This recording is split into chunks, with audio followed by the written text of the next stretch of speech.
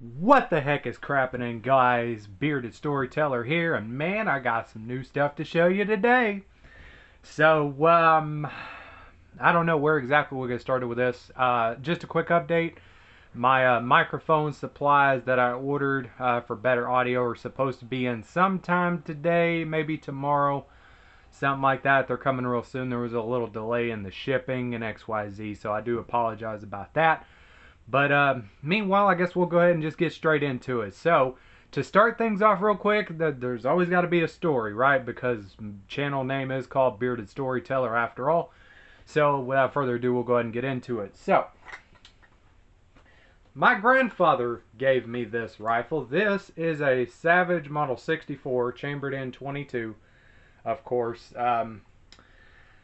Throughout the course of life, somehow I took off the front sight that was on it and then took off the rear sight, and then somehow between moving from one place to another, I did end up losing those. But of course it has a scope on top here. This is just a Simmons 3 to 9x40. You know, it's just a regular youth rifle. It is a semi-automatic rimfire, 22 long rifle, just like so. Nothing spectacular. Now, I've had this thing for several years. My grandfather passed away a few years back, but he gave this to me far before he ever passed away. I want to say I was 13 or 14 whenever he gave this to me. And, well, I've had it, all these years, and I'm 26 now, so I think I've had this thing for what, about 14 years, I guess? Something like that, 14 years. I don't know, you do the math. I was 14 when he gave it to me, and I'm 26 now. Do the math. So anyway, this isn't the scope that came on it originally. This Simmons, this is not the scope that was on it. It did have a really cheap Tasco scope. It would not hold zero ever. No matter what you did to that other scope, you just do this to it and it would knock the zero off. Just bump it and it would knock the zero off. So, no matter how tight you had the scope rings, no matter how sturdy it was mounted on there, it just would not hold zero. So anyway, I changed it out and put the little Simmons on here, 3 to 9x40, just your regular old scope. But anyway, this rifle is well, it's junk. It is absolutely garbage. This thing is by far the worst jamming rifle I've ever owned in my life. It is the worst jamming 22 I've ever had in my life. And that's not anybody's fault really. I've tried every kind of ammunition that you can shoot out of a 22. I mean, every freaking ammunition that there is. And this thing, just every other round, it just jams, Every third round, every fourth round, you cannot get through a 10-round magazine without the deadgum thing jamming up on you. And I have several of these magazines, so it's not just a magazine issue. Obviously, I've stripped it down and cleaned it, and it still jams like hell, so anyway, if it wasn't for who it came from, I would have got rid of it by now. But, of course, my grandfather gave it to me, and it's very near and dear to my heart. So that is the only reason I keep it. And it's really just only a novelty item more than anything else. So, anyway, I wanted a good, reliable 22 rifle. So, I went to my local gun shop, and I started pilfering around recently. And this is what I came out with. This right here is a Hatsan Escort Legacy 22 long rifle bolt action rifle. Now there's a lot of really cool special features about this rifle, and we'll go over all of that. So the first thing is, this is a CZ457 clone. It is almost exactly dead on balls accurate to the CZ457, which is also a 22. I mean, you could just about look at this thing and tell every feature that's on it is reminiscent of a CZ457. Now, what's really cool, it does have a really squishy butt pad, which is, I mean, that's kind of useless considering it's a 22, but what are you gonna do? Next thing is, it does have your, yeah, there we go. It does also have a 10-round magazine. It comes with two of these. Is a two 10-round plastic magazines. These ain't even polymer magazines. These are like actual plastic. They're pretty chintzy, kind of cheap. I don't think they'll hold up long term, but I'm not looking at blowing thousands of rounds through this anyway. So I don't think that I'll ever have that issue.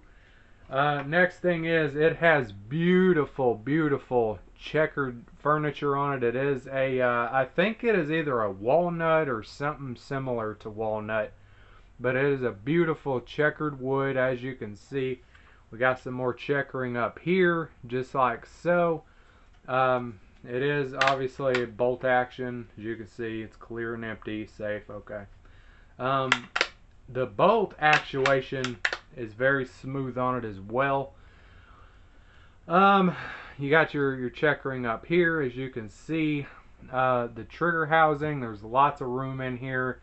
If you're shooting with gloved hands or whatever, you got plenty of room for that. You got your sling swivels, excuse me, to mount a sling up here if you want to. You can put a sling on there. Your safety is right here, which is kind of ironic, but you can push this forward and you can't fire it. It won't, nothing happens. So if you flip this back just like that, well, then you're ready to go. What else we got? We have fiber optic 3-dot sights, which is pretty cool. So you have a green rear and a red front. So that's kind of different, and it's adjustable. So you can adjust it per how far you're using it. And it does have the yard markages on here. As you can see, you have, whatever yardage you're going to be shooting it at is how you would adjust it accordingly. So you want to shoot 100 yards, you go, a little bit over halfway, just like so, lock it in.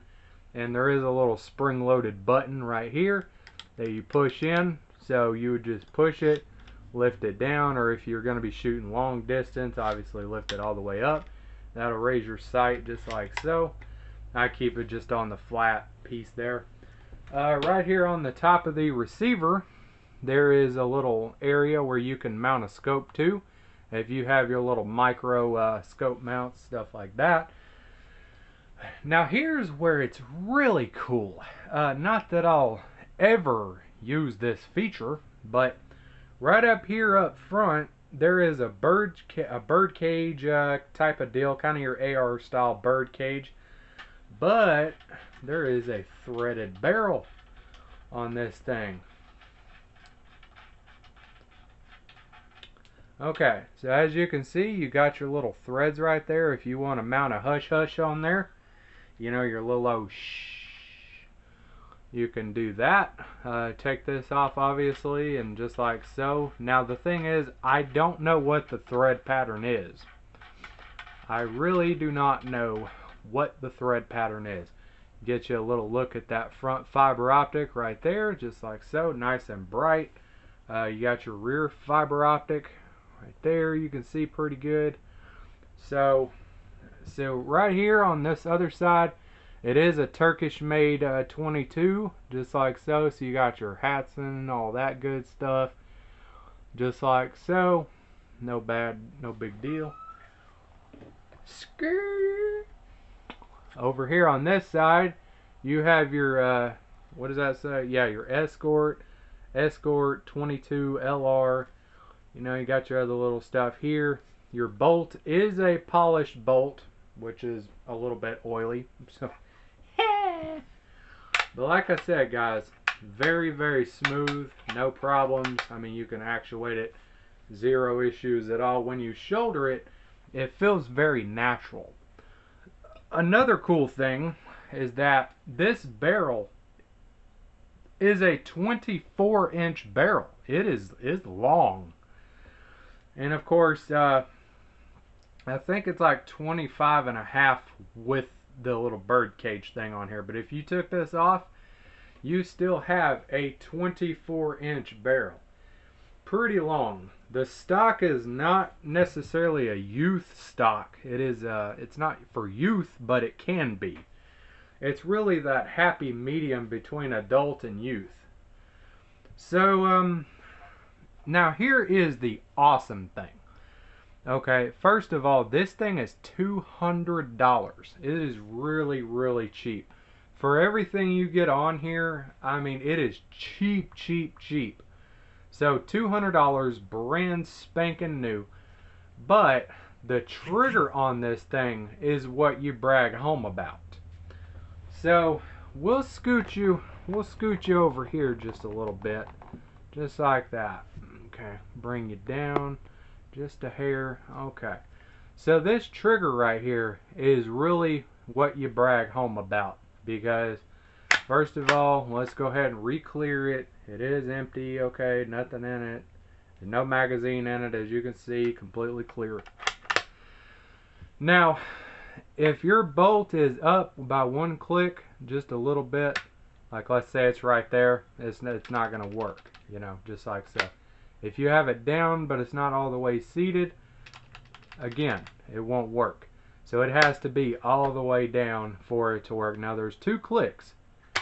So you got 1, 2, 3, you got another, that's your first click right there, and then your second click. So it is a 2-click system, just like so. Pop it up, you know, but if you try to pull back, nothing's going to happen. You have to lift it all the way up for it to come back to reload the next round, just like so.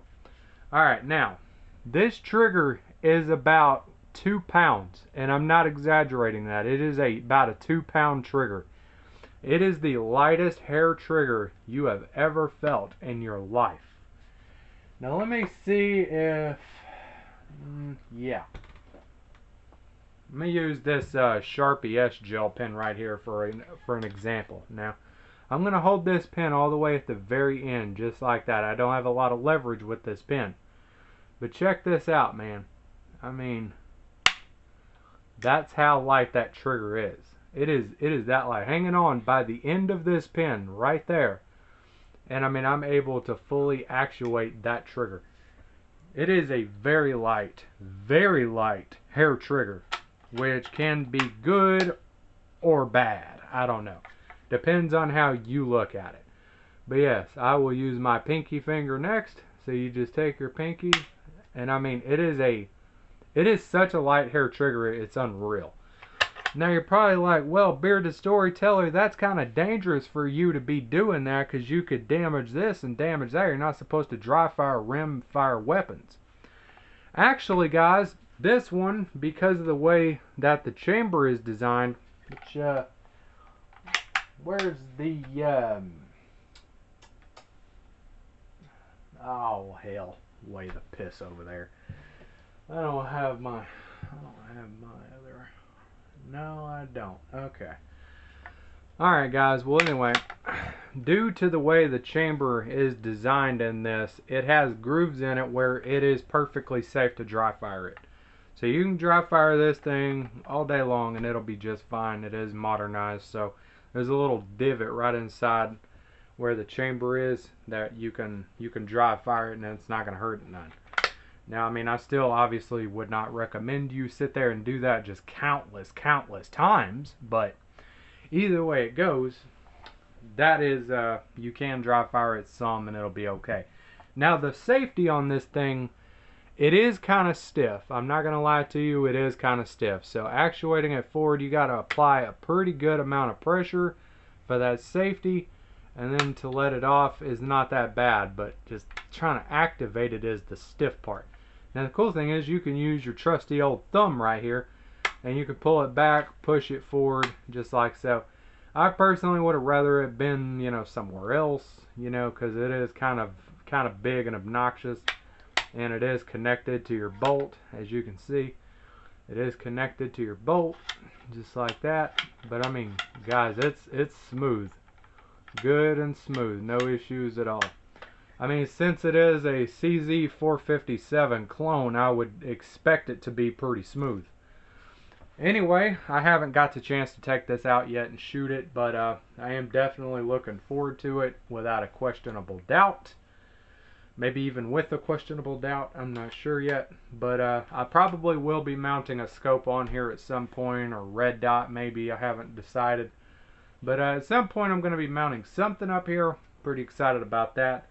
But surprisingly, it is not very heavy either. I mean, if I had to guess, maybe 5 pounds, probably. Yeah, probably about 5 pounds. It's not very heavy. So the magazines are real easy to load in here as well. You just take your magazine just like so. As you can see, this is empty, nothing in it. You just take it and you kind of got a AK-47 style it in. You can't just stick it straight in. You got to kind of go in with that little bit of a pitch there and slowly bring it down and then lock it in. It is kind of like your banana mag or whatever you want to call it. And then to release it, you have a little button right here that you got to push straight down into the body of the magazine, and that allows you to pop it out. So again, you insert it in, you got to kind of go in with the AK approach and then stick it in just like so. And I mean, it's in there. It's not going to come out. Once it's locked in there, it's locked in there pretty good. So anyway, guys, 24-inch barrel. Supposedly, according to a couple of other YouTube videos that I've seen on the interwebs, these things are actually pretty damn reliable, and they're very accurate as well. I mean, there's really not a lot to it. So with it having a 24-inch barrel, I would expect it to be pretty accurate. But I wasn't quite expecting 200-yard shots accurate. But it is 200 yard shot accurate. I mean, there are people that have shot these things out to 200 yards and they're accurate. So if you're out small game hunting or whatever, you can do that. And because it's lightweight, because it doesn't weigh much, obviously it's a 22, so not much recoil. And the way that the stock is positioned on it, how it's not a very long stock, you know, adults can shoot it just fine. I mean, this is a little bit small for me. But I could still fire this just fine, no problem at all. And if you want to give it to your kids to shoot, your kids can shoot it. I mean, it is just it's a nice little rifle for $200, and it really gives you a lot of bang for your buck, or in this case, pew pew for your buck. But nice recoil pad, just like so. There's nothing wrote on it, just a blank pad. At least I believe so. Yeah, just a blank pad. So you know, nice smooth bolt. No issues, nice and tight. And I like the fact that it has adjustable sights. I think that's really cool, considering that there's a lot of rifles in this price range that do not have adjustable sights. Hell, there are some high-end rifles that don't even have adjustable sights. So I think that's pretty cool. But anyway, can't wait to get that out and shoot that a little bit. Anyway, guys, if y'all have any questions, comments, or concerns, be sure you put that down in the comment section down below. If you want to, be sure you like and subscribe. If you had anything that you would like to add, go ahead and put that down in the comment section down below as well. That should be it for now, guys. And y'all take care. Have a great day, and don't do anything I wouldn't do.